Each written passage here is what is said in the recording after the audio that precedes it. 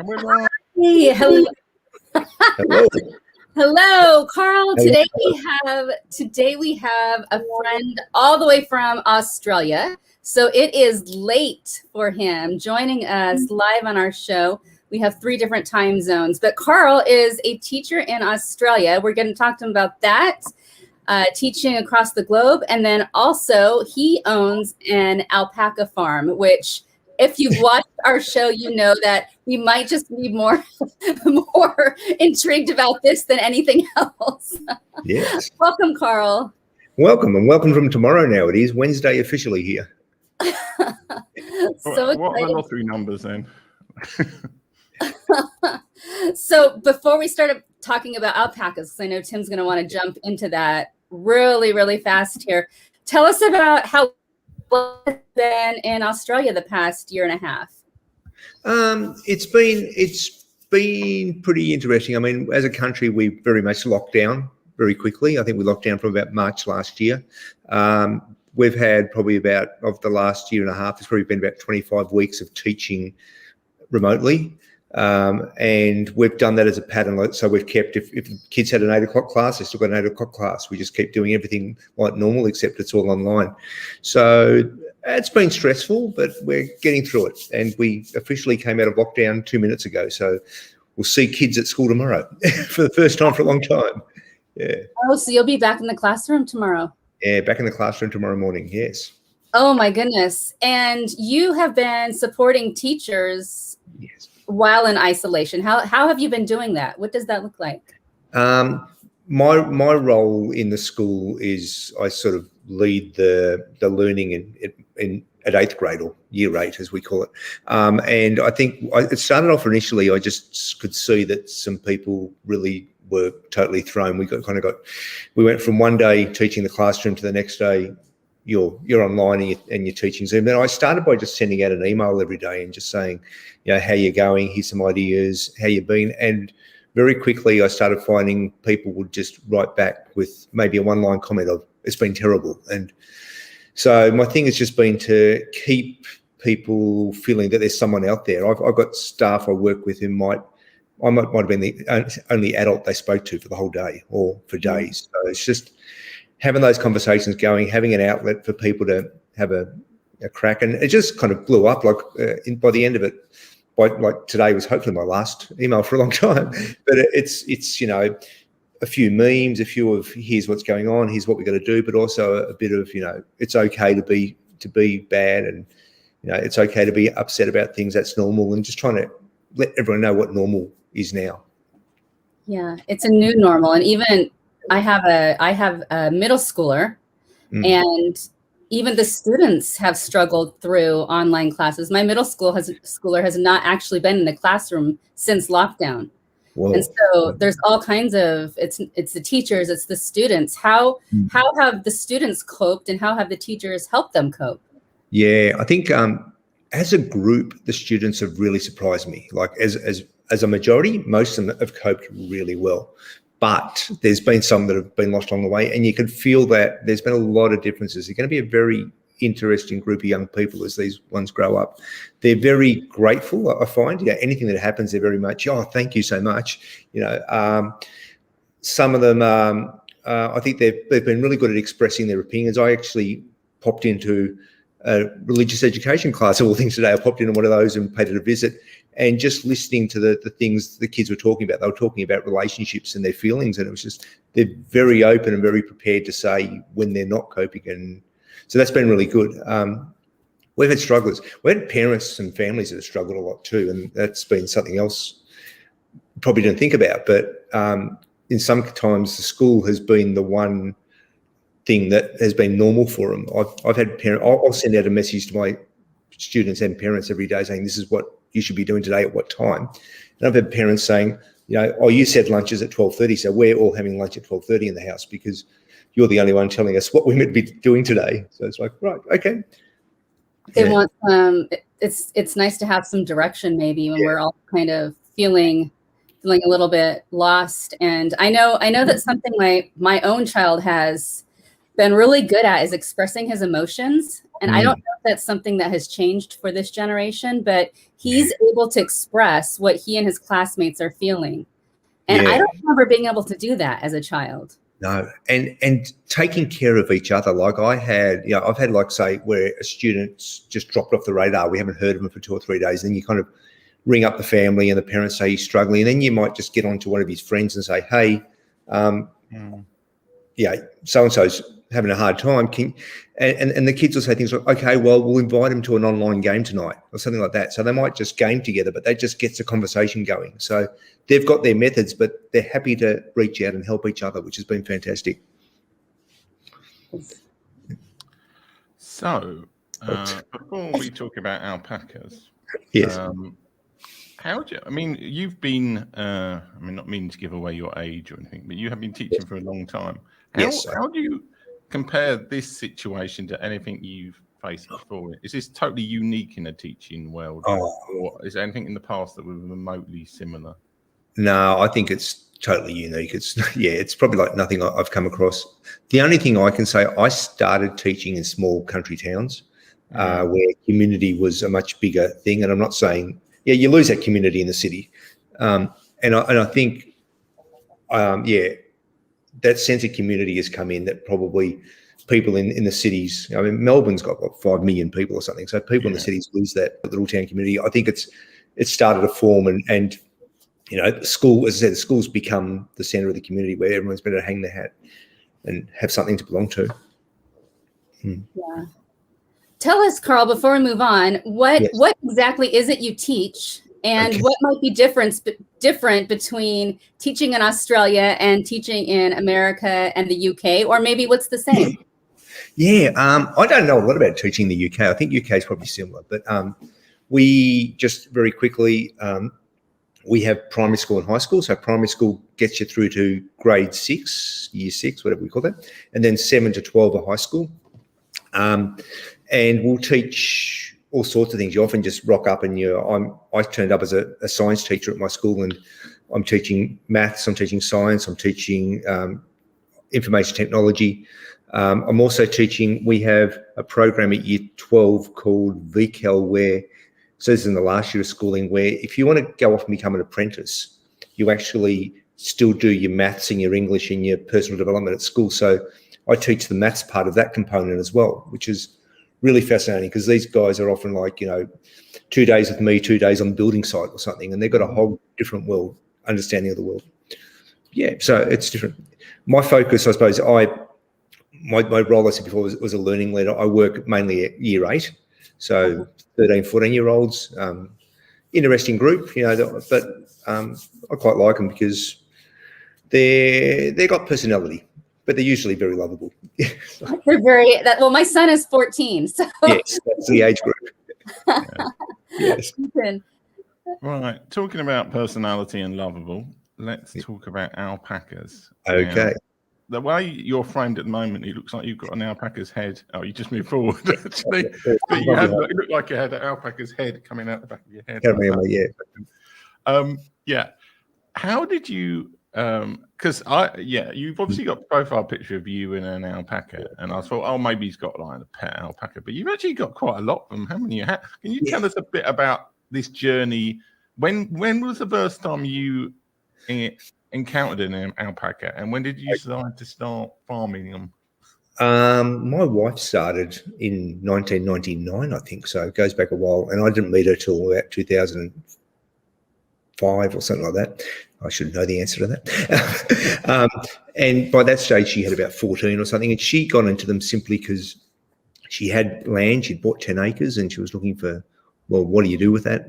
And in some ways, farming alpacas is one of those things that if you mess it up, the animals usually are okay out of it. They're not overly demanding, and that's good when you got a job. I mean, I work 5 days a week, but now I get up every morning about an hour before, go check on my animals, make sure they've got food and water, which is I find that nice and healthy. Get a nice healthy walk every morning. Come back at night, probably do another hour and a half or so of just checking everybody and feeding everyone and looking over them.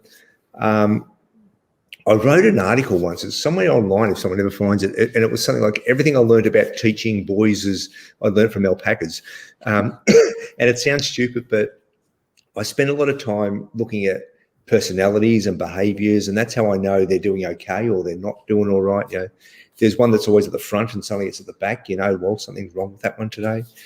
So they're great critters, and we've got about 70 or so. They've all got their own personalities. You get to know them well. When you're having a bad day, they'll listen to you, which is fantastic.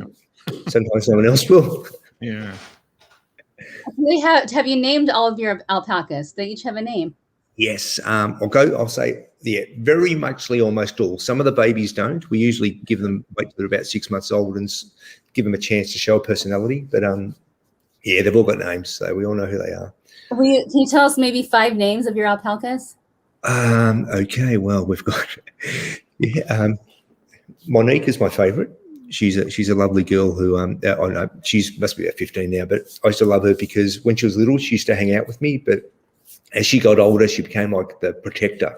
And one of the problems you have with little babies is you might have foxes that come up, and she'll actually go out there and take on the foxes and shoot them off. So she's great. So who else have we got out there? We went through a naming theme after a while where we started picking a letter which told us what year they are. So at the moment we're on a U year, but no one's been named that way. But last year with our T's, we had like Twyla and Tracy and Tess and Tiamo and Toftly. We really start struggling after a while trying to come up with names, but we make the list. Tim the alpaca. Yeah. Yes. Tim and I, you can tell we're very excited about this. And I don't remember if we mentioned that on the show yet, but over past episodes, we have a question where we will ask specifically, it was about llamas, but then we learned that alpacas are actually the friendly bunch of the two. What is the difference between a llama and an alpaca? Just in the obvious one is size. I always say to people, llama is more your horse type animal. Alpaca is probably more your sheep type animal. So they're a smaller animal. You probably then have issues with, be easier to handle an alpaca. But alpaca fleece is probably a lot softer and finer. Llama fleece is probably more your horse coat type thing. But yeah, generally I've seen people that have both, and they say they're all lovely. You get to know them, and they're great. They keep to themselves, but so lovely animals to work with. Is it mainly about the wool that the alpacas, or do people like eat alpaca meat? How does it work? The answer to they eat them is yes, but you don't see a lot of that. I know there are restaurants out there that serve it, but it's not a big deal here. It's probably a big deal in South America because they're not a native animal here. They're very different. The wool's probably where it's about. You're trying to get the right sort of wool. The way I always put it is, obviously coarser and finer. You want finer if you can. You want curly wool because, you get sometimes woolen jumpers and they all seem to be piling and the wool sticking out. That's because the wool isn't curly enough. The curlier it is, the more tighter it gets. So you're trying to breed to get that sort of curly, fine wool, which is not always easy. And those that don't have that go off to become pets. So how often do you kind of shave the wool off the alpaca? Is that a yearly thing, or is that every 6 months? Yeah, that's a yearly thing. We do it late October, early November, somewhere like that. It's a big family event here with us. All the kids come out and their partners, and I've even got a friend whose little kids come around and help us out with that.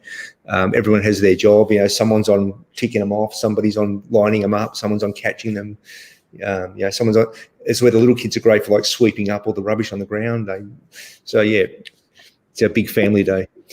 I'm going to ask the question, even though it doesn't really make sense in this regard. But if Christelle did want to start a llama farm, how would she start? Do you start off? Well, I suppose it's your wife who did it, but would you suggest starting off with a few of them to see if you can get on with them, or is it worth just go full in and ordering 7,000 llamas? I think you've got to start off with a few, and you're asking that question, what do you want them for? And in that way, I'd say you probably start with a few. Sounds terrible. A few friendly ones, and friendly ones won't necessarily be ones that are going to make you your best wool or something. But you just want to work on getting used to them, getting yourself used to them.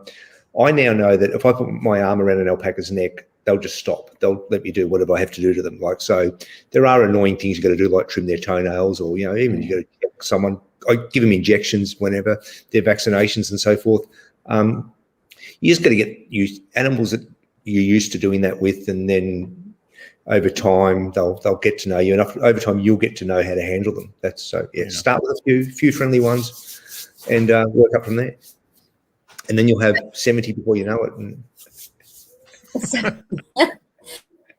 well, they only have one baby a year, so they don't breed that fast. They're not like rabbits, but they do build up quickly.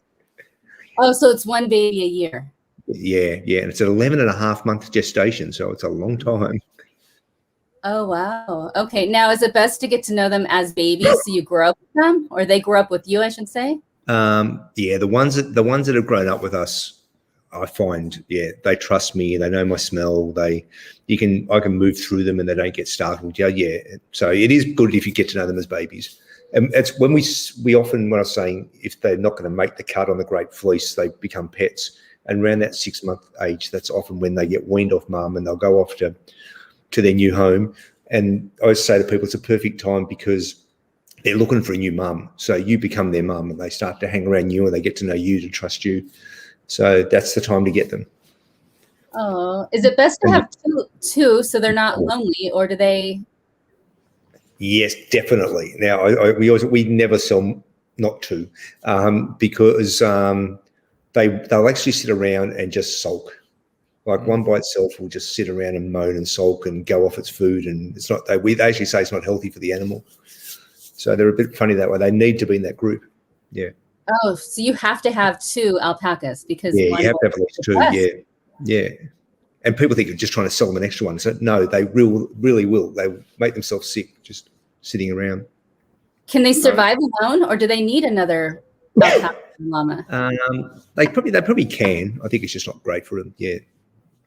They can. And we've got, like, some of our stud males have to live in a pen by themselves. Like, they've got their own paddock, but they can see other animals around them. But that's because they just beat everybody else up. At the stud male end, it gets a little bit violent, but they gradually work it out. So do you keep them, like, do they have a lot of area to run around, or do you just keep them in one sort of distinct area? How does it work? Yeah, we've got 74 acres here and about 70 animals. And what are called the herd, which is most of the girls, so that'd be about 55 or so. They pretty much get the run of most of the place, and the boys have got like little 1 or 2 acre paddocks, and they might be 2 or 3 in that, and that works. Yeah, so like everything, sorry, Christelle, it's actually the girls that become more demanding. But the reason they become more demanding is because if they're feeding or they're pregnant or whatever, they're basically eating for 2. So you got to kind of look at that animal and go, that one needs twice as much as what a boy needs. Yeah. I mean, this sounds like a full-time job. So you teach and you have your full-time farm. Do you have help besides your wife? Do you have? Yeah. We just do it.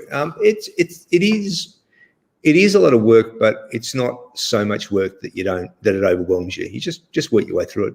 The worst thing I've had this year has not been the alpacas, but we had a big storm about 6 weeks ago here, and I had a whole lot of trees go down. I think I've just spent the whole year cutting wood and getting wood off the fences and things. We had a massive storm. We had about 16 enormous gums the size of tables, just come down on the fence. Oh. That was fun. Yeah. So there's lots of jobs. You learn everything. You become very skilled very quick. Yeah. And I came from being a city boy to doing this, so it's doable. I mean, I'm very much fantasizing about moving to Australia right about now and owning an alpaca farm. You'll love it. You'll love it here. But they don't really. How easy is it to immigrate to Australia? I was going to say the terrible thing. It's probably not that hard. As I say, if you're coming from a nation that's not doing too well, it probably is harder. But yes, probably coming from America, they'd probably take you up very quickly. It's not true. At the moment, actually, no one can come in. That's having said that. Our borders are closed. You have to wait till COVID's over, but then you can immigrate. My son. Yeah. My middle. Sorry. I was going to say, at the same point, none of us can get out because my big plan this year was this was going to be the year I was going to go on my big overseas holidays. And it's like, no, well, we can. At the moment, we're not even allowed out of our state. It's just like, yeah. No traveling. I know my middle son had a dream to go to Australia actually, and lived there for about a year, and he looked into it. But like you said, COVID's throwing our travel plans off. So you guys can't get out. We can't get in. So it's all held off for a bit here. Yeah.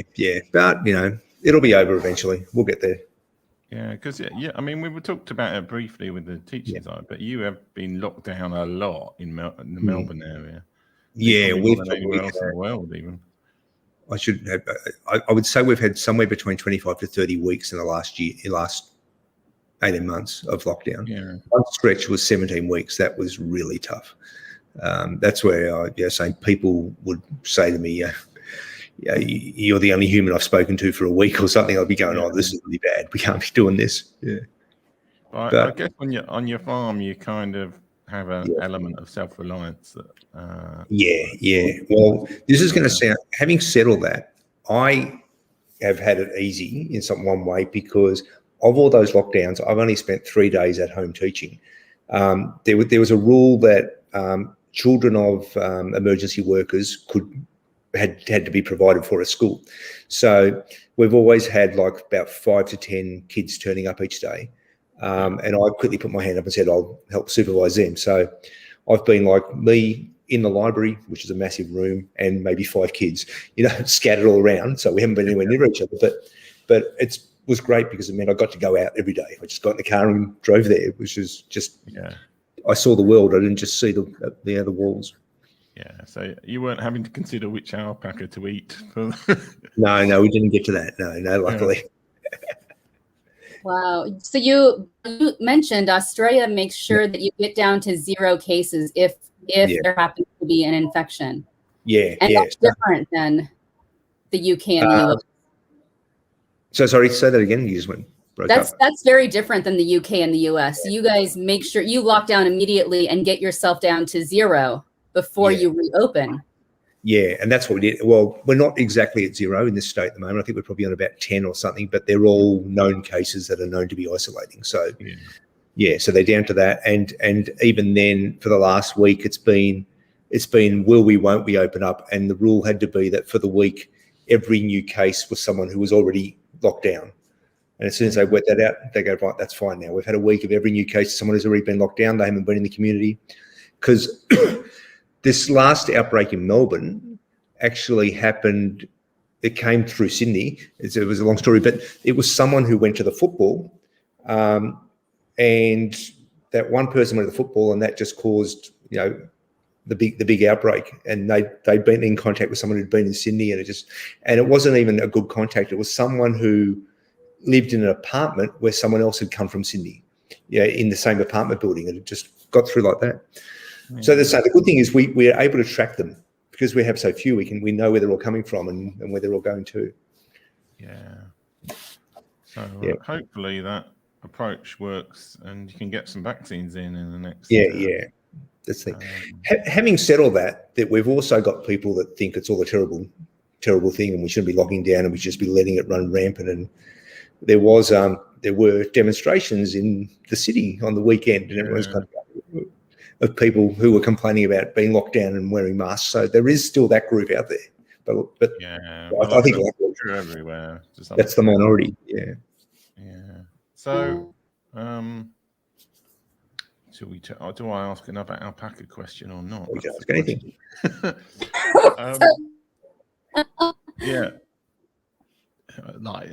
Christelle's, you can see that Christelle's internet just doesn't like the idea of llama farms. No, she keeps breaking up there.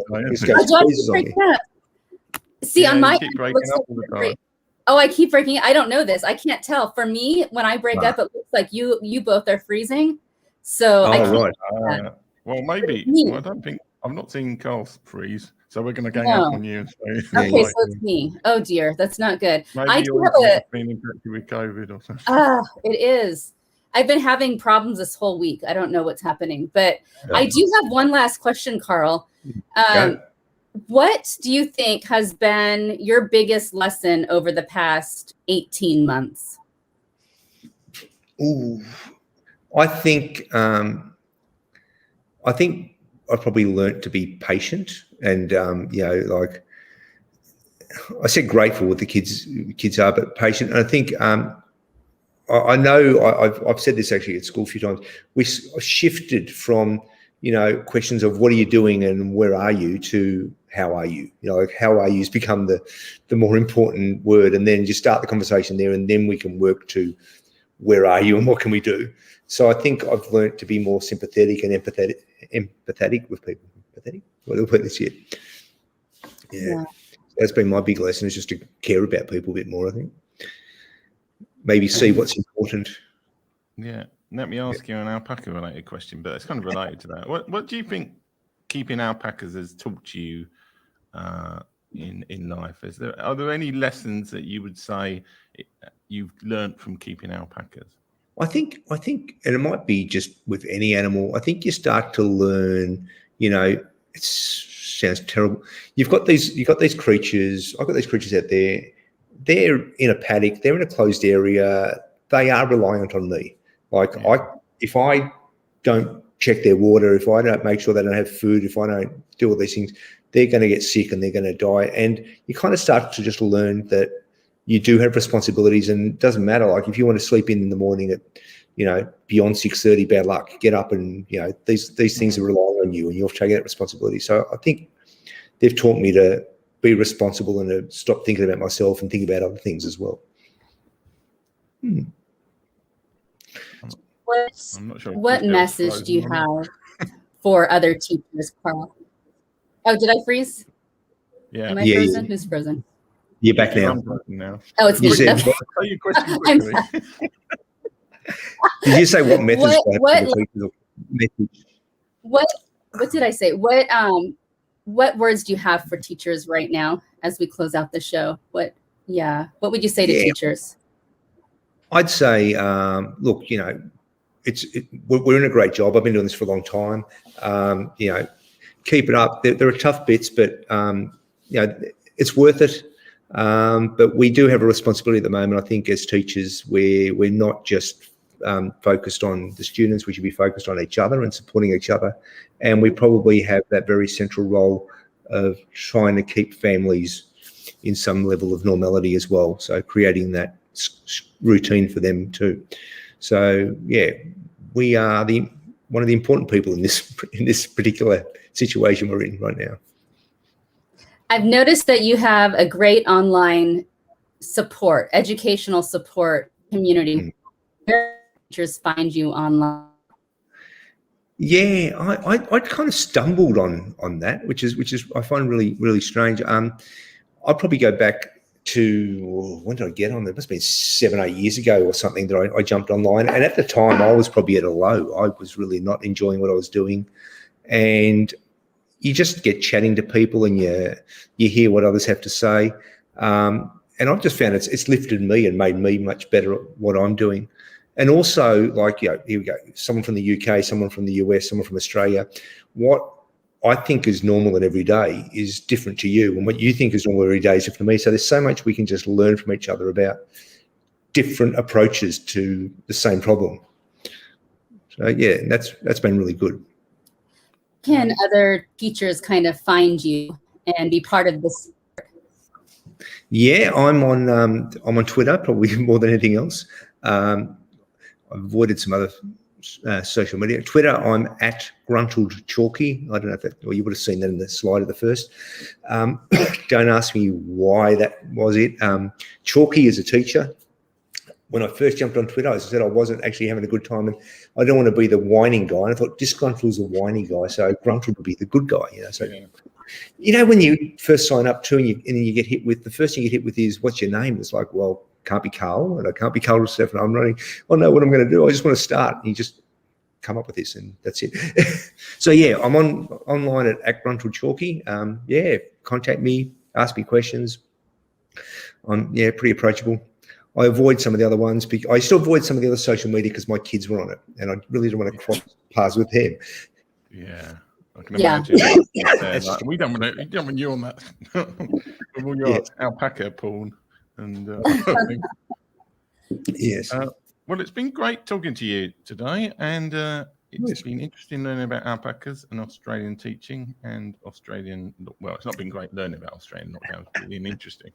So, thank you so much for being on the show, and thanks for people who watch the show or watch the replay. And let Carl go to bed in a second, I think. So I'll be up in 6 hours to go to school and see some children for the first time for a while. So thank you so much for having me on. Thanks a lot, everybody.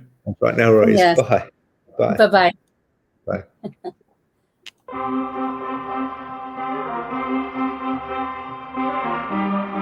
This is terrifying for me. I've made more money in the last 3 years than I did in the previous 7. Cliche shit, you know.